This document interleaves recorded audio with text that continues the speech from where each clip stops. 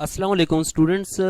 हम लोगों ने बीए एमएससी क्लास की मैथमेटिक्स को शुरू किया हुआ है। एमएससी में जो हमारे पास कम्प्लेक्स एनालिसिस का कोर्स है उसको हम लोग डिस्कस कर रहे हैं। तो हम लोगों ने चैप्टर नंबर कौन सा शुरू किया हुआ है? 3 शुरू किया हुआ है, जिसका नाम है एनालिटिक फंक्शन, होलोमॉर्फिक फंक्शन, या जिसको हम लोग मोनोजेनिक फंक्शन भी कहते हैं। ठीक है, वो वाला चैप्टर हम लोगों ने शुरू किया हुआ है। चैप्टर नंबर ये 3 चल रहा है हमारा। पिछ इससे पहले 2 लेक्चर हमारे इस चैप्टर के हो गए हैं। ठीक है, पहले लेक्चर में हम लोगों ने कुछ बेसिक डेफिनेशन थी, ठीक है, वो समझी थी। और इसके अलावा इससे सेकंड और थर्ड लेक्चर में हम लोगों ने ये बल्कि चौथा लेक्चर चल रहा है हमारा, ये हमारा चौथा लेक्चर है। ठीक है, इससे पहले जो 3 लेक्चर हो गए हैं, पहले लेक्चर में हम लोगों ने बेसिक डेफिनेशन समझी थी। दूसरे लेक्चर में हम लोगों ने Cauchy Riemann's equation in Cartesian form या रेक्टेंगुलर फॉर्म में, ठीक है, उनका प्रूफ किया था।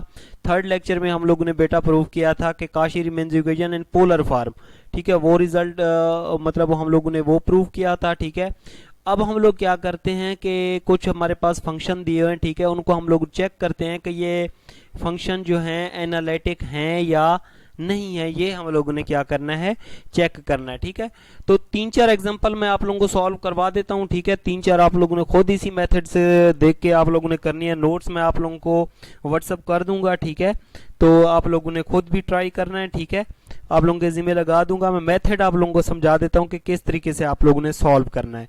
तो बेटा ये हमारे पास F of G is equal to Z का स्क्वायर, ठीक है, ये हमारे पास गिवन है। वो कहता है चेक करें कि ये फंक्शन एनालिटिक है या नहीं है। तो सबसे पहला आप लोगों ने इस एफ ऑफ जी का मतलब ये बेटा हमारे पास कम्प्लेक्स वेरिएबल फंक्शन गिवन है। एफ ऑफ जी क्या होता है? Complex variable function. ये फर्स्ट लेक्चर में मैंने आप लोगों को बताया था। तो इसको हल करने के लिए आप लोगों ने इसको क्या करना है, z की जगह पे क्या पुट कर देना है, z की जगह पे बेटा पुट कर लेना है x plus iota y put कर लेना है। ठीक है, तो ये आ जाएगा F of z is equal to z की जगह में राइट हैंड साइड पे x प्लस अयोटा y, ठीक है, और इसका होल का स्क्वायर। और एफ ऑफ जी की जगह पे क्या लिख लेना है, u प्लस अयोटा v, ये लिख लेना है। ठीक है, ये a प्लस बी का स्क्वायर वाला फार्मूला ओपन कर लेंगे, a का स्क्वायर प्लस बी का स्क्वायर प्लस 2ab, ठीक है, ये आ जाएगा। इसके अलावा u plus iota v is equal to X का स्क्वायर माइनस वाई का स्क्वायर प्लस 2xy अयोटा आ जाएगा। ठीक है, अब इसमें से हम लोगों ने क्या करना है बेटा कि एफ ऑफ जी जो है, F of G complex variable function की जगह पे हम लोग क्या लिखते हैं, u प्लस अयोटा v लिखते हैं, क्योंकि हमें चाहिए होगा रियल पार्ट और इमेजिनरी पार्ट। ठीक है, अब इस तरह सिंप्लीफाई करने के बाद आप लोग इसमें से निकालें रियल पार्ट और इमेजिनरी पार्ट। ठीक है, तो यहां पे लिखेंगे कंपेयरिंग, कंपेयरिंग बोथ साइड्स। ठीक है, मतलब रियल पार्ट के लिए और इमेजिनरी पार्ट के लिए हम लोग क्या करेंगे, इनको कंपेयर करेंगे। ठीक है, तो रियल पार्ट क्या है, लेफ्ट हैंड साइड में से u है और राइट हैंड साइड में से हमारे जिसके साथ अयोटा नहीं होगा वो रियल पार्ट होगा। एक्स स्क्वायर के साथ अयोटा नहीं है तो ये रियल पार्ट है, वाई स्क्वायर के साथ अयोटा नहीं है तो ये रियल पार्ट है, इस सारे के साथ अयोटा है तो इसका मतलब ये इमेजिनरी पार्ट है। तो रियल पार्ट हमारे पास ये आ गया। ठीक है, इसके बाद हमारे पास इमेजिनरी पार्ट मतलब v, लेफ्ट हैंड साइड में इमेजिनरी पार्ट क्या है, v, क्योंकि इसके साथ अयोटा है, इसके साथ अयोटा है, ये साथ वाला सारा इमेजिनरी पार्ट है। ठीक है, 2xy, क्योंकि बेटा z इज इक्वल टू हमारे पास होता है x प्लस अयोटा y, जिसके साथ रियल इसमें से x क्या है, रियल पार्ट है, y क्या है, इमेजिनरी पार्ट है। इसी तरह ये X square minus Y square real part है और 2xy क्या है, इमेजिनरी पार्ट है। ठीक है, अब देखें ये हमारे पास पोलिनोमियल फंक्शन आ गए हैं, ये क्या है हमारे पास, पोलिनोमियल फंक्शन आ गए हैं। ठीक है, तो इनको हम लोगों ने चेक करना हो कि ये मतलब क्या है, एनालिटिक है या नहीं है। तो अब मैंने आप लोगों को पिछले से सेकंड लेक्चर में बताया था बेटा कि फर्स्ट लेक्चर में कि अगर हमारे पास पोलिनोमियल फंक्शन आ जाएं और उनको हम लोगों ने चेक करना हो कि ये एनालिटिक हैं या नहीं है, तो हम लोग काशी रीमेन्स इक्वेशन अप्लाई करेंगे। तो इस पे काशी रीमेन्स इक्वेशन क्या होती हैं, ठीक है, वी अप्लाई काशी रीमेन्स इक्वेशंस। ठीक है, क्योंकि ये हमारे पास पोलिनोमियल फंक्शन है तो जस्ट हम लोग काशी रीमेन्स इक्वेशन अप्लाई करेंगे। अगर वो सेटिस्फाइड हो जाएंगी तो हम कहेंगे कि ये फंक्शन क्या है, एनालिटिक है। ठीक है, तो हम लोग क्या करेंगे, u का x के लिहाज से पार्शियल डेरिवेटिव और v का y के लिहाज से पार्शियल डेरिवेटिव ये बराबर होना चाहिए। ठीक है, इसके अलावा u का y के लिहाज से पार्शियल डेरिवेटिव और v का x के लिहाज से पार्शियल डेरिवेटिव ये बराबर होना चाहिए। अगर ये दोनों कंडीशन, ये पहली कंडीशन और ये दूसरी कंडीशन ये सेटिस्फाइड हो जाएंगी तो हम कहेंगे ये फंक्शन क्या है, एनालिटिक है। ठीक है, तो डेरिवेटिव हम लोग ले लेते हैं। ठीक है, u का हम लोग x के लिहाज से भी लेते हैं, y के लिहाज से भी लेते हैं। u का x के लिहाज से लेंगे 2x आ जाएगा, u का y के लिहाज से लेंगे हम लोग कितना आ जाएगा, -2y आ जाएगा। v का x के लिहाज से लेंगे तो हमारे पास कितना आ जाएगा, x के लिहाज से 2y आ जाएगा, और v का हम लोग y के लिहाज से लेंगे तो v का y के लिहाज से लेंगे तो हमारे पास कितना आ जाएगा, 2x आ जाएगा। ठीक है, ठीक है, तो अब देखें u का हम लोगों ने x के लिहाज से लिया तो कितना आया, 2x आया। ठीक है, v का y के लिहाज से लिया तो हमारे पास कितना आया, यहाँ पे 2x आया। इसका मतलब फर्स्ट कंडीशन सेटिस्फाइड हो गई। ठीक है, u का y के लिहाज से लिया तो हमारे पास -2y आया। ठीक है, ये नेगेटिव साइन फार्मूले वाला। v का हम लोगों ने x के लिहाज से पार्शियल डेरिवेटिव लिया तो ये 2y है। इसका मतलब सेकंड कंडीशन भी क्या हो गई, सेटिस्फाइड हो गई। ठीक है, तो कॉची रीमेन्स इक्वेशन सेटिस्फाइड हो गई हैं। ठीक है, इसका मतलब ये एनालिटिक फंक्शन है। ठीक है, तो आप लोगों ने लिखना है कि since Cauchy Riemann's equations are satisfied, ठीक है, so it's analytic function, analytic function. ठीक है, तो आई थिंक ये इसकी एग्जांपल नंबर 1 अच्छे तरीके से समझ आ गई होगी। ठीक है, अब इससे मिलती जुलती और भी 2-3 एग्जांपल आप लोगों को मैं सॉल्व करवा देता हूं। जी स्टूडेंट, तो ये हमारे पास एक कम्प्लेक्स वेरिएबल फंक्शन दिया हुआ है। ठीक है, F of G is equal to Z mod का स्क्वायर, या इसको हम लोग is equal to Z Z mod भी लिख सकते हैं। ये मैंने आप लोगों को फर्स्ट चैप्टर में ये करवा दिया था। ठीक है, इसकी प्रॉपर्टी होती है ये वाली। अब इसको हम लोगों ने चेक करना है कि ये एनालिटिक है या नहीं है। ठीक है, तो z की जगह पे हम बेटा क्या पुट करते हैं। ठीक है, सोल्यूशन इसका z की जगह पे बेटा हम लोग क्या, f ऑफ z की जगह पे तो हम लोग लिखते हैं u प्लस आयोटा v लिखते हैं। ठीक है, देखें अगर हमारे पास z is equal to X plus iota y given हो, ठीक है, इसका मॉड किसके बराबर हो जाएगा, X square plus Y square. ठीक है, और z मॉड का स्क्वायर किसके बराबर हो जाएगा, X square plus Y square, मतलब यहाँ पे आ जाएगा X square plus Y square. ठीक है, अब इसमें से हम लोग कंपेयर कर लेंगे रियल पार्ट और इमेजिनरी पार्ट। ठीक है, comparing real and imaginary part. ठीक है, रियल पार्ट क्या होता है, u एक्स का स्क्वायर, ये रियल पार्ट है लेफ्ट हैंड साइड में से और राइट हैंड साइड में से, और इमेजिनरी पार्ट क्या है, y का इमेजिनरी पार्ट है ही नहीं। ठीक है, ये दोनों क्या है, रियल पार्ट हैं, क्योंकि इनके साथ आयोटा है ही नहीं। और इमेजिनरी पार्ट बेटा क्या है, इसमें से इमेजिनरी पार्ट है ही नहीं। ठीक है, तो इसका मतलब यहाँ पे हमारे पास 0 आ जाएगा। क्या आ जाएगा, यहाँ पे हमारे पास 0 आ जाएगा। ठीक है, क्योंकि X square plus Y square को हम लोग लिख सकते हैं 0 आयोटा, ऐसे लिख सकते हैं ना। अब देखें, अब ये हमारे पास एक पोलिनोमियल फंक्शन है, हम लोगों ने चेक करना है कि ये एनालिटिक है या नहीं है, तो इस पे भी हम लोग कॉची रीमेन्स इक्वेशन अप्लाई करेंगे। ठीक है, तो यहाँ पे लिखेंगे we apply C R equations, क्योंकि ये हमारे पास एक्स वाई की फॉर्म में दिया हुआ है, इसका मतलब ये हमारे पास क्या है, एक पोलिनोमियल फंक्शन दिया हुआ है। ठीक है, तो कॉची रीमेन्स इक्वेशन क्या कहती हैं कि u का x के लिहाज से पार्शियल डेरिवेटिव लें, v का y के लिहाज से पार्शियल डेरिवेटिव लें, ये फर्स्ट कंडीशन। ठीक है, u का y के लिहाज से पार्शियल डेरिवेटिव लें और नेगेटिव साइन v का x के लिहाज से पार्शियल डेरिवेटिव लें। अगर ये सेटिस्फाइड हो जाती हैं तो हम कहेंगे कि ये फंक्शन क्या है, एनालिटिक है। तो हम लोग u का x के लिहाज से लेंगे तो 2x, u का y के लिहाज से लेंगे तो 2y। ठीक है, v का x के लिहाज से लेंगे तो 0, v का y के लिहाज से लेंगे तो क्या आ जाएगा, 0 आ जाएगा। तो u का x के लिहाज से लिया 2x आया। ठीक है, और v का y के लिहाज से लिया तो 0 आया, इसका मतलब ये बराबर नहीं आया। जब पहली कंडीशन ही सेटिस्फाइड नहीं हुई तो हम लोगों ने, आप लोगों ने लिखना है कि since Cauchy Riemann's equation not satisfied, not satisfied, Cauchy Riemann's first equation, first condition. ठीक है, first condition of Cauchy Riemann's equation. ठीक है, यहाँ पे लिखना है first condition of Cauchy Riemann equation not satisfied, so it's not analytic function. So it's not analytic function. ये analytic function नहीं है, ठीक है। इसके बाद और भी 2-3 एग्जांपल्स हैं, ठीक है। एक और भी मैं आप लोगों को करवा देता हूँ, फिर इससे मिलते जुलते और जितने भी क्वेश्चन हैं वो इंशाल्लाह आप लोग खुद सॉल्व करेंगे, ठीक है। 2-3 और भी मैं मोस्ट इंपॉर्टेंट जो एग्जांपल्स हैं वो भी करवा देता हूँ। जी बेटा, ये हमारे पास ये थर्ड एग्जांपल है, ठीक है। ये हमारे पास मतलब कॉम्प्लेक्स वेरिएबल फंक्शन w या जिसको f ऑफ z कहते हैं वो कांस्टेंट फंक्शन दिया हुआ है। कांस्टेंट का मतलब c दिया हुआ है, ठीक है। इसको हम लोगों ने चेक करना है कि ये एनालिटिक है या नहीं है, ठीक है।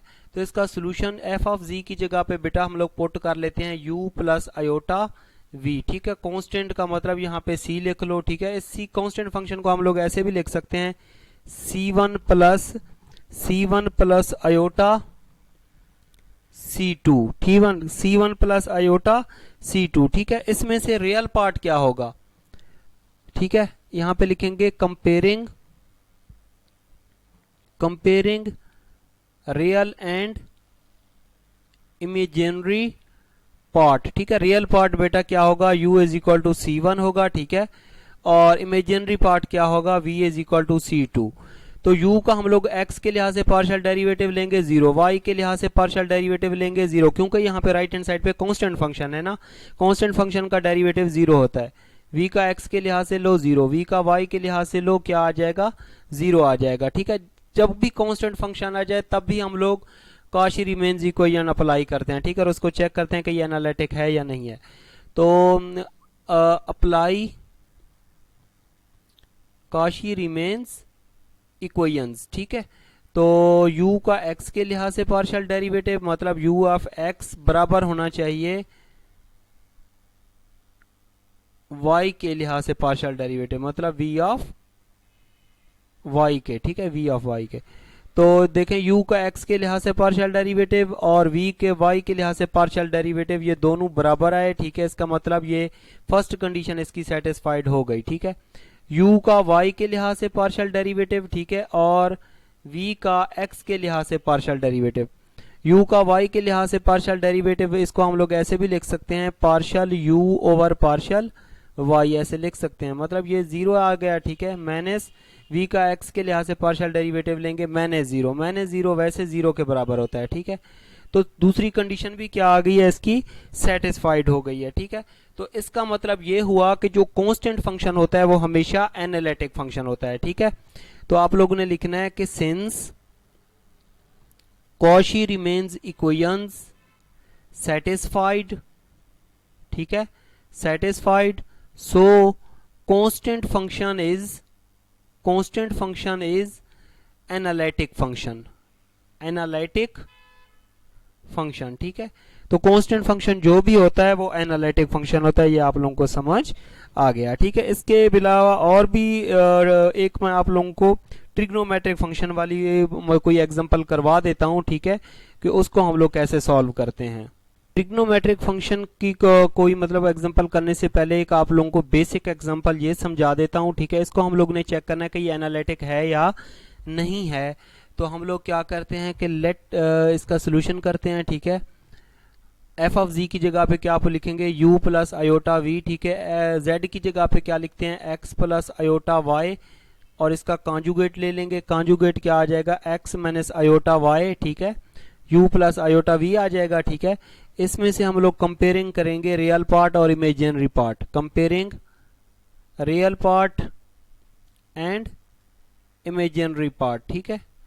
रियल पार्ट इसमें से बेटा क्या आ जाएगा, u is equal to x आ जाएगा और v इज इक्वल टू क्या आ जाएगा, माइनस y। ये इमेजिनरी पार्ट है, ये रियल पार्ट है।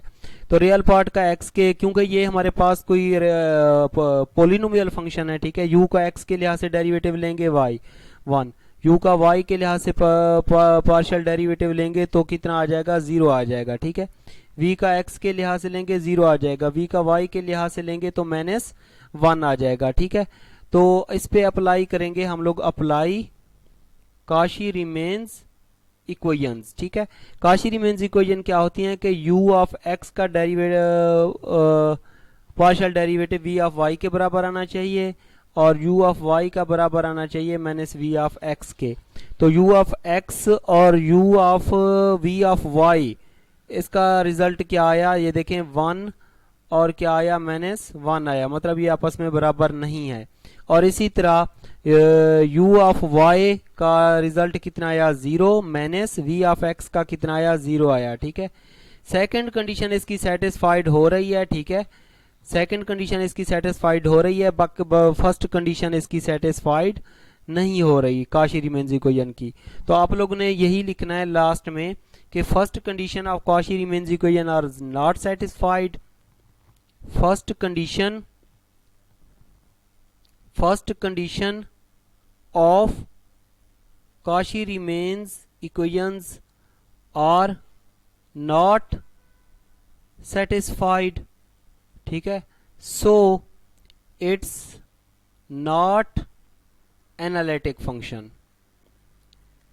एनालिटिक फंक्शन, इट्स का मतलब जो z का कॉन्जुगेट फंक्शन होता है, ठीक है, वो एनालिटिक फंक्शन नहीं होता। ये याद रखना कि हमारे पास अगर एमसीक्यूज में आ सकता है कि z का जो कॉन्जुगेट होता है, ठीक है, वो एनालिटिक फंक्शन होता है या नहीं होता।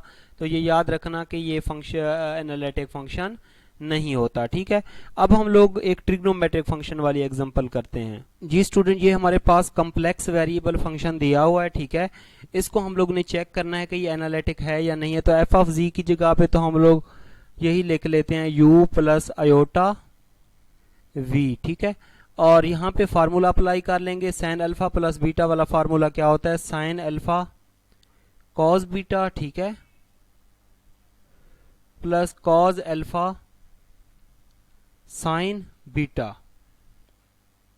3 आयोटा y। ठीक है, तो ये आ जाएगा साइन x। ठीक है, कॉस 3 आयोटा y किसके बराबर होता है, कॉस h3y के बराबर होता है, कॉस h3y के बराबर होता है। ठीक है, प्लस कॉस x और साइन 3 आयोटा y किसके बराबर होता है, आयोटा स्टार्ट में आ जाएगा। ठीक है, साइन h3y के बराबर होता है। ये याद रखना कि हमारे पास ये फार्मूले होते हैं, साइन आयोटा x ये किसके बराबर होता है, आयोटा साइन hx के बराबर होता है। ठीक है, और कॉस आयोटा x किसके बराबर होता है, कॉस hx के बराबर होता है। ठीक है, तो यहाँ पे मैंने ये वाला फार्मूला अप्लाई किया है और यहाँ पे मैंने ये वाला फार्मूला अप्लाई किया है। ठीक है, 3 तो 3 है, 3 तो 3 ही रहेगा, लेकिन साइन 3 आयोटा y, आयोटा पहले आएगा, साइन h3y के बराबर होगा। ठीक है, और इसके अलावा cos 3 आयोटा y किसके बराबर होगा, cos h3y के।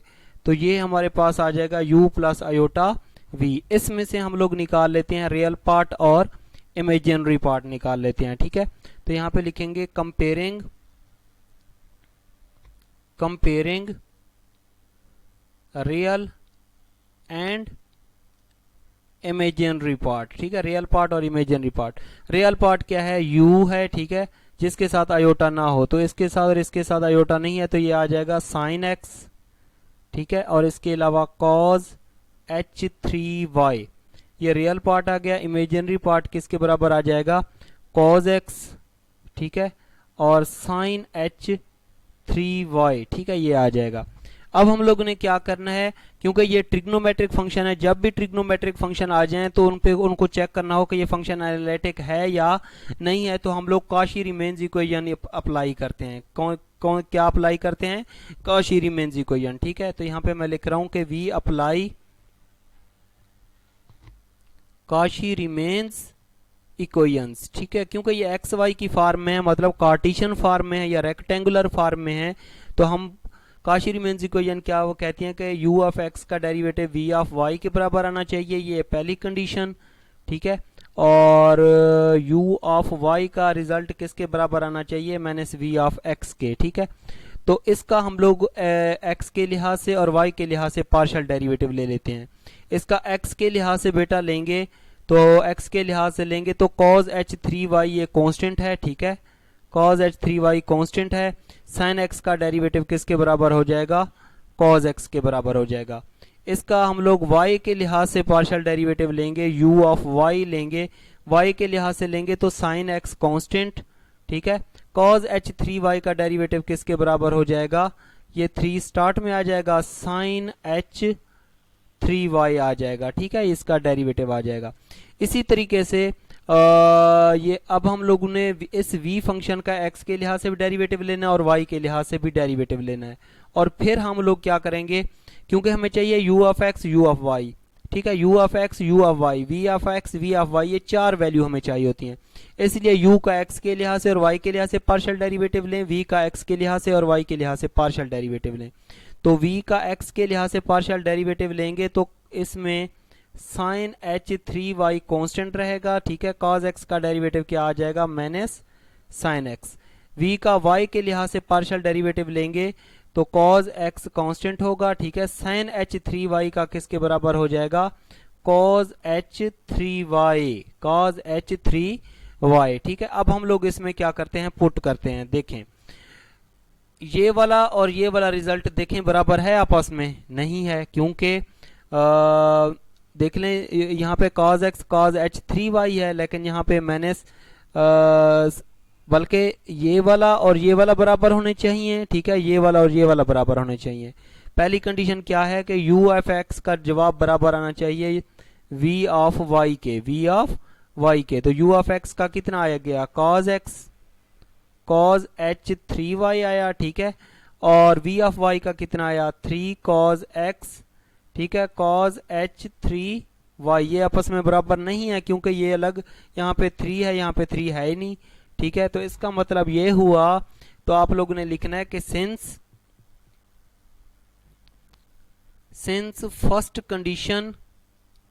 First condition of Cauchy-Riemann equation are not satisfied,